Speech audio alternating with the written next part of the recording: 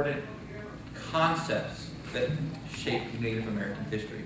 One of them is tradition, and the other is modern. And we are, in the West at least, trained to think of these things as opposites. And what I'd like to do is to show you this phrase, cultural renaissance, which is a phrase that modern Seminoles often use themselves. It was introduced to me by Tina Marie Osceola, who works at the museum there, but also a member of the tribe, and has been used by anthropologists and a couple historians since. So it's not my phrase, but it's a phrase I think will help. So let me start with just a little sense of the modern, and then we'll work backwards. Too often, the media and observers describe gaming and financial ventures as the ends rather than the means. They see everything culminating in casinos and the rather lucrative Hard Rock cafes, a Seminole compact of, I guess, a year and a half ago things. Casino money, for example, has resulted in the funding of a charter school on the Big Cypress Reservation. That's a charter school that is run by Seminoles themselves. They hire teachers who they see as helping them, and they employ their own.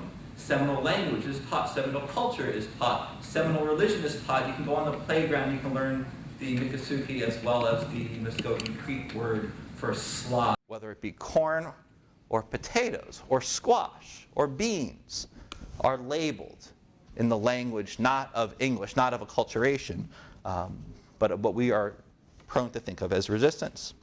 With casino money, or money from the modern world, with these new economic resources, virtually every house now, at least at the Big Cypress and Brighton reservations, have already built or have made plans to build chickie homes.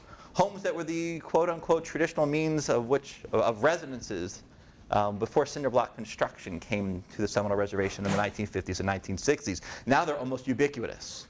They're expensive. They're hard to build if they're going to last and sustain themselves through a hurricane, and they often do. But now those are traditional things that are enabled by engaging the outside world. There's a Seminole Tribune, a weekly newspaper that reports on tribal affairs. There's Seminole Broadcasting, a closed-circuit TV cable network that is pumped through the wires. I don't know how it technically is done, but you can watch everything from cultural events pertaining to the Seminole tribe, to documentaries that they produce for themselves, to the tribal council meetings. It produces original recordings, and it produces original documentaries. Rather than destroy culture, as we are prone to believe, gaming and other what we would call capitalist ventures reinforces or allows it. In many ways, as the phrase Renaissance would have us believe, Seminole culture today is stronger than it was 30 or 40 years ago.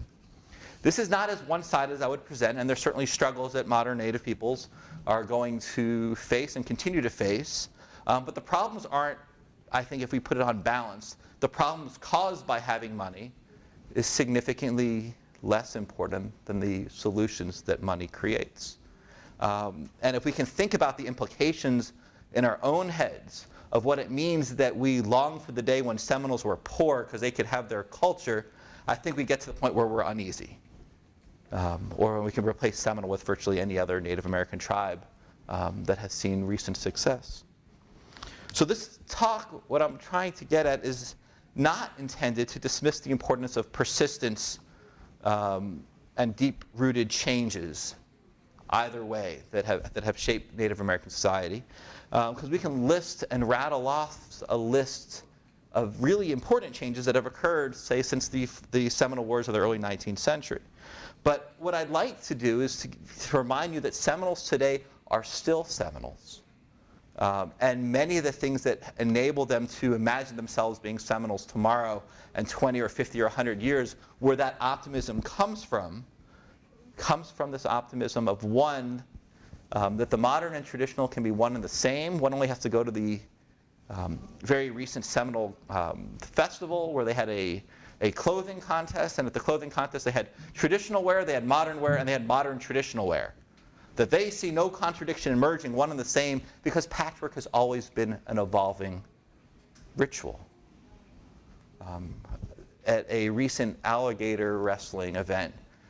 One of the older chiefs who wrestled alligators as a kid remarked, "They have moves now that we didn't dream about as kids." Now, alligator wrestling is itself an invented tradition. It is only 100 or so years old, but it is certainly an important one to modern Seminole people. And here we have someone saying, what we did in the 1950s, wow, what they do today is pretty cool. As if there's no contradiction. And I want us to embrace this idea that there really is no contradiction. On the surface, this idea of a Seminole Renaissance, this idea of people trying to use the resources they have to reinvigorate culture or maintain it or even improve it, it appears to be new. Because gaming has produced financial realities of a different scale than other economic ventures. The first bingo hall for the Seminoles did not open until 1979, and slot machines didn't arrive for 20 years after that. So it feels that the Renaissance is new. But I'm going to talk about what we can call the Renaissance that's much older. I like to suggest, and I like for you to conceptualize this idea, that a cultural renaissance is not the birth of something new, but a culmination of a process that began decades, if not a century earlier. And it was a process that is ongoing and is one that is built upon a very simple idea, and that's self-determination. Much the same way that the Cherokees 150 years ago, or actually 180 years ago, in the 1830s and even 1820s, they produced a newspaper written in both English as well as the Cherokee syllabary that very explicitly told the United States why removal was a bad, unjust, and unchristian method and ambition, using the tools of the modern world to pursue self-identity. I like to think of Seminoles the same way. So to understand the story of the Seminoles, let's turn back the clock to 1858. In 1858, the Third Seminole War, we're not going to spend any time today, I think, talking about the three Seminole Wars, but in 1858, the modern Seminoles, the people that we conceptualize as the Seminoles, at least the Florida Seminoles today, lived in primarily the areas where they do today.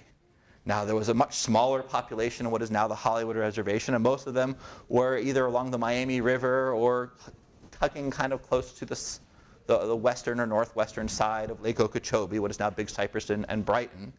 And so there's been shifts, if you will, but for the most part, in 1858, the Seminoles lived in the southern interior of Florida. You can think of that as a broad idea. The ability of the Seminoles to withstand the U.S. military was remarkable, but it resulted in roughly 200 to 300 survivors.